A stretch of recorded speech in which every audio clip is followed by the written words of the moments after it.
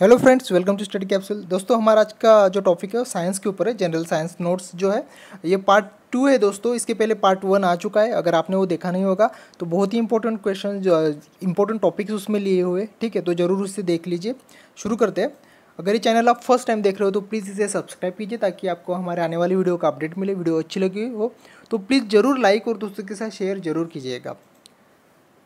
List of scientific instruments देखेंगे हम, ठीक है। पहले list of scientific instruments. An instrument used in aircraft for measuring altitude is called altimeter, ठीक है। An instrument used to measure the strength of an electric current is called ammeter. An instrument to measure the speed, direction and pressure of the wind is called anemometer. An instrument used to measure difference in hearing is called audiometer, ठीक है। Next, an apparatus for recording the readings of an instrument and transmitting them by radio is called telemeter.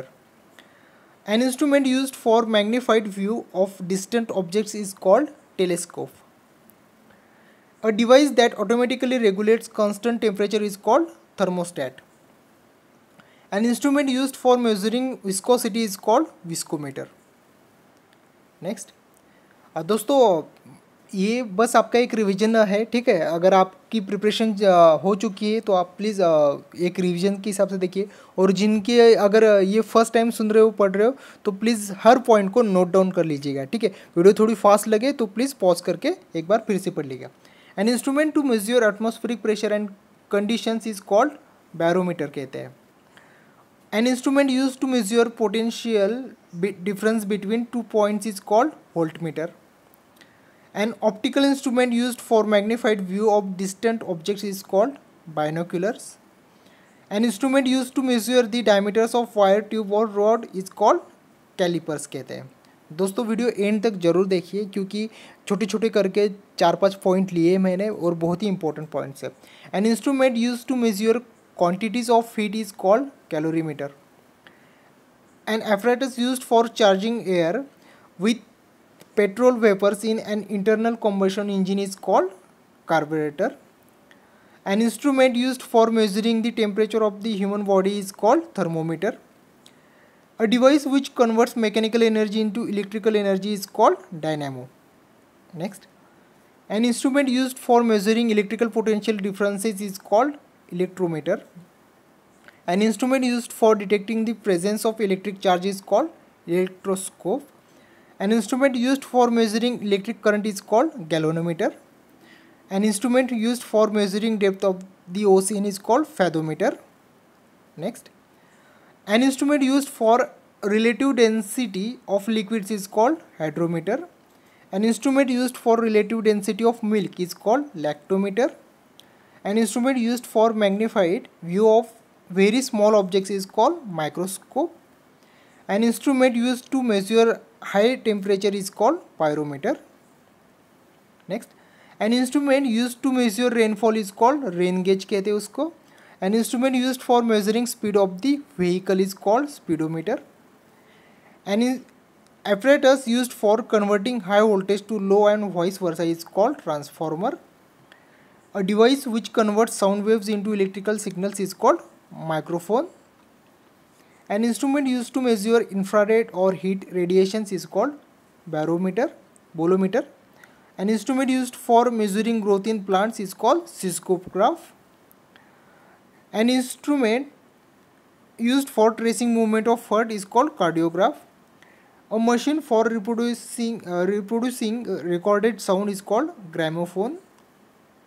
Next, an instrument used to measure the moisture content or the humidity of air or gas, hygrometer. A microphone designed to be used underwater for recording or listening to underwater sound is called hydrophone. A device used to measure atmospheric pressure is called manometer. An instrument used for spectrum analysis is called spectroscope. Next, an instrument for measuring blood pressure is called sphygmomanometer. An instrument for measuring and indicating temperature is called thermometer. A medical instrument used for hearing and analyzing the sound of heart is called stethoscope. A device that measures low temperature is called cryometer. ठीक है, next अभी देखते हैं दोस्तों common names of chemical compounds. बहुत important question topic है दोस्तों ये वाला भी, क्योंकि बहुत सारे एग्जाम्स में आपको ये पूछा जाता है, कॉमन नेम दिए जाते हैं और उसका केमिकल कंपाउंड नेम क्या है ये पूछते हैं, या फिर केमिकल कंपाउंड नेम दिया जाता है और कॉमन नाउन क्या है इसका ये पूछते हैं। यहाँ पे केमिकल फॉर्मूला भी दिया हुआ है, ठीक है, अगर लगे तो आप प्लीज़ नोट डाउन कर लीजिए। कॉमन नेम केमिकल कंपाउंड्स और केमिकल। बेकिंग पाउडर जो है दोस्तों, बेकिंग पाउडर को सोडियम बाइकार्बोनेट भी बोलते हैं। ठीक है, बेकिंग पाउडर को सोडियम बाइकार्बोनेट बोलते हैं। NaCO3 इसका केमिकल फॉर्मूला है। ड्राई आइस जो है, ड्राई आइस को सॉलिड कार्बन डाइऑक्साइड भी कहते हैं। सॉलिड कार्बन डाइऑक्साइड जो होता है उसको ड्राई आइस भी कहते हैं, उसका CO2 chemical formula. Bleaching powder जो होती है, ब्लीचिंग पाउडर को कैल्शियम ऑक्सीक्लोराइड कहते हैं, CaOCl2। क्लोरोफॉर्म जो होता है उसको ट्राइक्लोरोमीथेन कहते हैं। ठीक है, CHCl3। कॉस्टिक सोडा जो होता है उसको सोडियम हाइड्रोक्साइड कहते हैं, NaOH। Next common names of common names chemical compounds और केमिकल फॉर्मूला। जिप्सम जो होता है, जिप्सम को कैल्शियम सल्फेट कहते हैं, CaSO4। विनेगर जो होता है, विनेगर को एसिटिक एसिड कहते हैं। ठीक है, इंपॉर्टेंट है, विनेगर को एसिटिक एसिड कहते हैं केमिकल कंपाउंड में, CH3COOH। वॉशिंग सोडा जो है, वॉशिंग सोडा को सोडियम कार्बोनेट कहते हैं। ठीक है, Na2CO3। प्लास्टर ऑफ पेरिस जो है, प्लास्टर ऑफ पेरिस को कैल्शियम सल्फेट कहते हैं, CaSO4 2H2O। लाफिंग गैस जो है उसको नाइट्रस ऑक्साइड भी कहते हैं दोस्तों। लाफिंग गैस जो है कॉमन नेम केमिकल कंपाउंड में वो नाइट्रस ऑक्साइड होता है, N2O। कॉमन नेम्स वही मार्श गैस जो होता है दोस्तों, मार्श गैस को मीथेन भी कहते हैं। ठीक है, केमिकल कंपाउंड जो है उसका मीथेन है, CH4 है और केमिकल फार्मूला। शुगर को शुक्रो कहते हैं केमिकल कंपाउंड में, C12H22O11 इसका केमिकल फार्मूला है। ब्लू विट्रियोल जो है, एग्जाम में बहुत बार ब्लू, ग्रीन और वाइट विट्रियोल में से एक पूछते हैं। ठीक है, यहाँ पे कंफ्यूज होते हैं तो प्लीज़ नोट डाउन कर लीजिए। ब्लू विट्रियोल जो है इसका केमिकल कंपाउंड जो है कॉपर सल्फेट है। ठीक है, CuSO4 और 5H2O। ग्रीन विट्रियोल जो है इसका है फेरस सल्फेट। ठीक है, FeSO4। और वाइट विट्रियोल जो है इसका है जिंक सल्फेट। ठीक है, ZnSO4 7H2O। Next branches of science देखते हैं दोस्तों। अभी ये थर्ड टॉपिक है हमारा। Study of heavenly bodies is called, ठीक है, study of heavenly bodies is called astronomy. Study of bacteria and the diseases caused by them is called bacteriology. Science dealing with the origin and development of mankind is called anthropology. Study of cells is called cytology. Science dealing with the functions and the diseases of heart is called cardiology. Next, study of skin is called dermatology. Study of blood vascular system is called angiology. Study of fungi and fungus diseases is called mycology. Study of tumors is called oncology. Study of liver and its diseases is called hepatology. दोस्तों थोड़ी speed में video में जानता हूँ, लेकिन हमें बहुत सारा जो टॉपिक है हमारा वो कवर करना है। जल्दी जल्दी करेंगे तो हमारी वीडियो ज़्यादा लेंथी नहीं होगी। Study of the nervous system, it's functions and it's disorder is called neurology. अब एक बार जब भी नया टॉपिक आता है तो प्लीज़ वीडियो पॉज करके पढ़ लीजिए। Branch of biology dealing with the phenomena of heredity is called genetics. ठीक है, study of causes of diseases is called aetiology. Study of years and their disease is called otology. Study of conditions and structure of earth is called geology. Next, study of kidneys and its function is called nephrology. Study of birds is called ornithology. Study of fossils is called paleontology. Study of bones is called osteology. Study of soils is called pedology. Next, branch of science dealing with urinary system is called urology. Study of viruses is called virology. Study of resistance of body against infection immunity is called immunology. Study of muscles is called myology. Study of development of embryos is called embryology. Next, study of insects is called entomology. Study of female's reproductive system is called gynecology.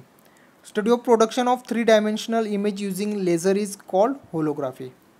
Study of snakes is called serpentology.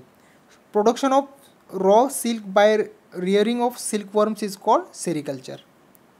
Next, study of algae is called phycology. Study of diseases, symptoms, cause and remedy is called pathology. Study of serum is called serology. The breeding, rearing and transplantation of fish is called pisciculture. Study of eyes and its diseases is called anthropology, ophthalmology. ठीक है. Sources of acid देखते हैं दोस्तों कि बहुत सारे जो होते हैं ना, जैसे कि साइट्रिक एसिड किस में मिलता है, तो साइट्रिक एसिड जो है लेमन्स और ऑरेंजेस में मिलता है. साइट्रस फ्रूट्स जो होते हैं, साइट्रस फ्रूट्स, उसमें साइट्रिक एसिड मिलता है. तो याद रखिए एग्जांपल लेमन्स और ऑरेंज. ब्यूटेरिक एसिड जो है वो रैनसीड बटर में मिलता है. ठीक है. टार्टिक एसिड जो है ग्रेप्स में मिलता है. इंपॉर्टेंट वाले जो है मैं गोल राउंड कर रहा हूँ यहाँ पे. ठीक है, गोल मार्क कर रहा हूँ. ठीक है. साइट्रिक एसिड जो है ज़्यादा इंपॉर्टेंट है. ठीक है, सभी इंपॉर्टेंट है, जरूर याद रखिए, लेकिन ये वाले ज़्यादा इंपॉर्टेंट है. एसिटिक एसिड जो है ये विनेगर में मिलता है. कार्बोनिक एसिड जो है सोडा वाटर एस्टेटिक ड्रिंक्स में मिलता है. ऑक्जेलिक एसिड जो है टोमेटो वुड नॉरेल में मिलता है. ठीक है. लैक्टिक एसिड जो है सोर मिल में मिलता है. जो गोल मार्क करो दोस्तों, ये ज़्यादा करके पूछे गए. स्टेरिक एसिड जो है फैट्स में मिलते हैं. ठीक है. और मैलिसिटिक एसिड जो है एप्पल में मिलते हैं. Next, layers of biosphere and its application. ये इंपॉर्टेंट टॉपिक है क्योंकि एक या दो कभी कभी क्या होता है कि इस पे क्वेश्चन पूछा जाता है. बहुत ही आसान टॉपिक है. देखिए कि जो लेयर होते हैं हमारे एटमॉस्फेयर के, उसके बारे में दिया है. ठीक है. Layers of biosphere and its application देखते हैं. ट्रोपोस्फीयर जो सबसे नीचे वाला लेयर होता है, ट्रोपोस्फीयर रहता है. This is the lowest atmospheric layer and is about 11 miles thick. ठीक है, 11 kilometre. Most clouds and weather are found in the troposphere. The troposphere is thinner at the poles. दोस्तों ये बहुत ही इंपॉर्टेंट है क्योंकि बहुत बार पूछा जाता है कि ट्रोपोस्फेयर जो है वो थिनर और थिकर कहाँ पे है. ठीक है, आपको ऑप्शंस दिए जाते हैं. तो ट्रोपोस्फेयर जो है थिनर जो है वो एट पोल्स में है, एवरेजिंग अबाउट 8 किलोमीटर थिक है. और थिकर कहाँ पे, थिकर जो है at the equator, average about 16 kilometre. ठीक है. ट्रोपोस्फेयर जो है वो पोल्स की तरफ थिनर है और थिकर कहाँ पे है, तो इक्वेटर की तरफ. पोल्स की तरफ 8 किलोमीटर थिक होगा एवरेजली, और इक्वेटर की तरफ एवरेजली 16 किलोमीटर थिक होगा. The temperature decreases with altitude. जैसे जैसे ऊपर जाओगे आप ट्रोपोस्फेयर के टेम्परेचर डिक्रीज होता है. उसके बाद आता है stratosphere. The stratosphere is found from about 7 to 30 miles यानी 11 to 48 kilometres about the earth surface. In this region of the atmosphere is the ozone layer. ठीक है, इसमें ओजोन लेयर रहता है which absorbs most of the harmful ultraviolet radiations from the sun. The temperature increases slightly with altitude in the stratosphere. The highest temperature in the region is about 32 degrees Fahrenheit और 0 degree Celsius. ठीक है, ये याद रखिए दोस्तों. Next, mesosphere. उसके बाद आता है the mesosphere is above the stratosphere. Here the atmosphere is very rarefied, that is thin, and the temperature is decreasing with altitude about -130 Fahrenheit या -90 सेल्सियस एट द टॉप रहता है दोस्तों. उसके बाद आता है thermosphere. The thermosphere starts at about 55 kilometres. The temperature is quite hot. Here temperature is not measured using a thermometer but by looking at the motion and speed of the rarefied gases in this region, which are very energetic but would not affect a thermometer. Temperature in this region may be as high as thousands of degrees. हर एक जो point है दोस्तों please video pause करके please ज़रूर पढ़िए. Next, exosphere. The exosphere is the region beyond the thermosphere. Ionosphere जो है ये भी इंपॉर्टेंट है. The ionosphere overlaps the other atmospheric layers from above the earth. The air is ionized by the sun's ultraviolet light. These ionized layers affect the transmittance and reflectance of radio waves. Next, अभी देखेंगे range of wave spectrum. ठीक है, radio जो है ये आप एक बार देख लीजिए. रेडियो जो है, radio waves have lower frequencies and lower wavelengths than microwaves. ठीक है, they are use to transmit television and radio programmes. Television user higher frequencies than radio. Next, microwaves. Microwaves are a form of electromagnetic radiations. ठीक है, ये याद रखिए कि ये कौन से रेडिएशन है. Microwaves are a form of electromagnetic radiations with wavelength ranging from 1 meter to 1 millimeter. ठीक है, with frequencies between 300 megahertz यानी 100 centimeter and 300 gigahertz 0.1 centimeter. Also used by astronomers to learn about the structure of nearby galaxies. ये important है. Infrared क्या होता है? Night vision goggles pick up the infrared light emitted by our skin and objects with heat. In space infrared light helps us map the dust between stars. In remote controls भी इसका use होता है दोस्तों infrared का. Visible क्या है? our eyes detect visible light. Fireflies, light bulbs and stars all emit visible lights है. Ultraviolet क्या है? Ultraviolet radiation is emitted by the sun and are the reason skin tans and burns. Hot objects in space emit UV radiation as well. X-rays क्या? X-rays are one type of electromagnetic radiation. ये भी क्या है? Electromagnetic radiation से. They are commonly used in hospitals to produce photographs of bones which can be checked from breaks or fracture. Airport security use them to see through your bag. Hot gases in the universe also emit X-rays. Next देखते हैं gamma rays. X-rays and gamma rays are used in medicines. They are electromagnetic waves and part of the electromagnetic spectrum. ठीक है. It is used for treatment of cancerous cells in our body without the use of surgery. It is used in industries to kill the harmful bacteria, organisms like yeast. Like X-rays, it is also used to sterilize medical instruments. It is used to detect brain and heart abnormalities. One of the destructive use is their important role in development of atomic bomb. Video ख़त्म हो चुकी है दोस्तों. I hope video आपको अच्छी लगी हो और वीडियो में बहुत सारा जो कंटेंट है बहुत ही इंपॉर्टेंट कंटेंट है. ठीक है. अगर आपने चैनल सब्सक्राइब ना किया हो तो फिर यहाँ पे जो हमारा लोगो आता है उसके ऊपर क्लिक करके चैनल सब्सक्राइब कीजिए. हमारा थर्ड पार्ट जल्दी ही आ जाएगा. ठीक है. I hope this video is helpful for your upcoming exams. All the best for your upcoming exams. Have a good day.